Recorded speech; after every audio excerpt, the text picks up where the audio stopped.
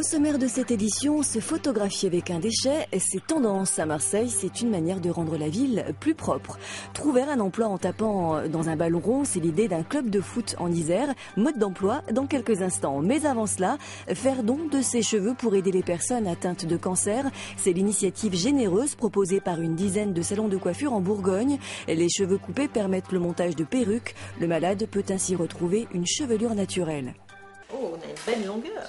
Caroline Chapuis a le sourire. Ses longs cheveux, elle s'apprête à les couper pour la bonne cause. Si cette cliente est venue au salon, c'est parce qu'ici, depuis quelques mois, on peut venir donner ses mèches. C'est le fait qu'on puisse le faire. Parce que c'est bon, j'ai coupé les cheveux, et puis je voyais les cheveux qui partaient, et je me disais c'est dommage. Et là, je veux dire que ça soit vraiment mis à profit pour quelqu'un, c'est vraiment, en plus pour les gens qui ont des problèmes je veux dire, de santé, pour moi c'est formidable. Ces mèches, la coiffeuse va les envoyer à l'association Solidaire qui les collecte et les revend. Avec l'argent collecté, l'association finance l'achat de perruques pour des personnes atteintes de cancer. Une action qui a tout de suite séduit Caroline Chapuis. Déjà, c'est un commencement, aider aussi pour les femmes, qu'elles retrouvent aussi leur dignité, leur beauté, leur morale.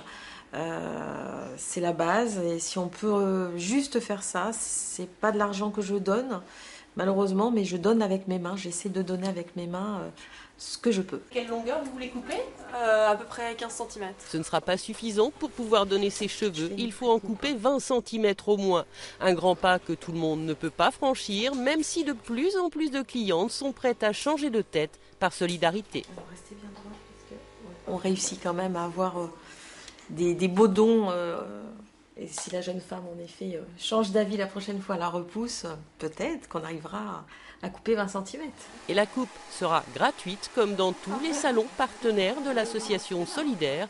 Ils sont déjà une dizaine en Bourgogne.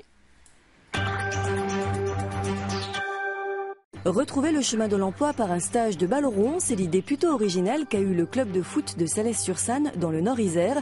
Durant une semaine, des demandeurs d'emploi ont suivi un entraînement intensif pour atteindre leur but, décrocher un emploi. Est-ce que c'est vous qui allez être acteur? Est-ce que tu vas dire des consignes aux autres?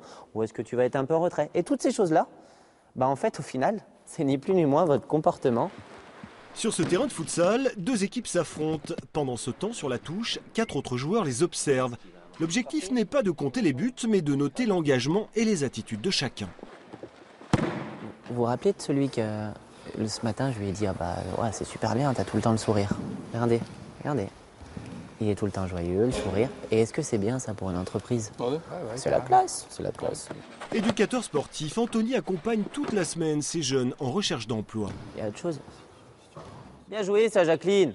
On a décidé de mettre en place un programme. Et dans ce programme-là, on s'est dit qu'on pouvait avoir un jeu sur l'insertion professionnelle. Donc ils sont tous demandeurs d'emploi ou décrochés scolaires. On a un public aussi un petit peu. Et on s'est dit, l'idée, c'est de leur proposer de passer une semaine dynamique avec comme support le sport. Et que le sport est vecteur de savoir-être qui sont transversales sur le milieu du monde professionnel, ni plus ni moins. Imaginé et animé par le football club de Salaise, ce stage va permettre aux jeunes de rencontrer des chefs d'entreprise du Roussillonnais. Ils vont même se retrouver pour un match.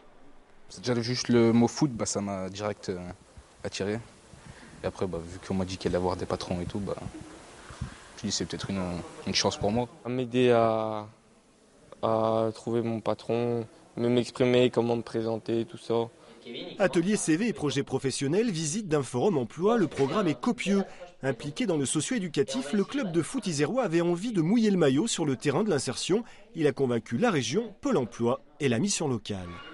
Aujourd'hui, c'est d'arriver à mettre en place un lien, à créer des liens en fait entre ce qu'on fait au quotidien dans le club de foot et puis ce qui se passe un petit peu dans la vraie vie, on va dire, avec ces difficultés sociales. Et en termes d'insertion professionnelle, on est quand même dans un secteur, malgré le fait qu'on soit dans la vallée de la chimie, dans un secteur où les jeunes galèrent pas mal pour trouver de l'emploi, notamment quand ils ont arrêté assez tôt les études. Après le foot, rien de tel qu'un jeu de rôle animé par 2 comédiennes de théâtre pour travailler la présentation et tenter de vaincre sa timidité. Si le stage touche au but, le club de Salaise espère multiplier les sessions.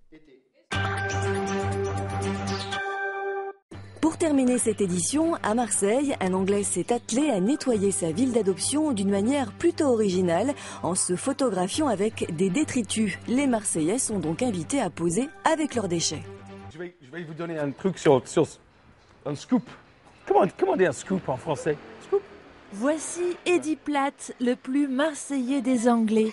Il manie aussi bien le français que la langue de Shakespeare, et quand il déclare sa flamme à la cité phocéenne, c'est avec un petit accent craquant. On est super fiers de Marseille. Vous savez que pour moi c'est le diamant de l'Europe et que je veux le faire briller. Faire briller le diamant, faire place nette concrètement, nettoyer sa rue, sa ville, son avenir. Traduction. Cleaner street, cleaner city, cleaner future. C'est ce que je disais. De son amour pour Marseille est née une idée.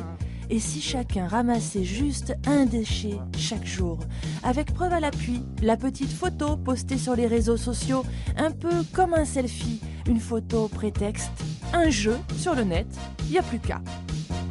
Les gens commencent à se mettre en scène, soit en selfie, soit dans le geste. Au final, on se reconnaît, on se dit pourquoi pas moi, et on y va, quoi, on agit. Agir, réagir. Eddie, lui, ça lui fait plaisir. Si vous le croisez au détour d'une rue en pleine action, posez-lui donc la question. J'adore faire ça. Et surtout devant les gens, pour voir, capter les regards des gens qui disent « Mais pourquoi il fait ça, lui ?» Lui, il nous montre l'exemple. Retrouvez-le sur les réseaux sociaux, vous avez le choix, Twitter, Instagram, Facebook. Un déchet par jour en français, one piece of rubbish in English, et autant de papier et de petits déchets que le vent n'emportera pas.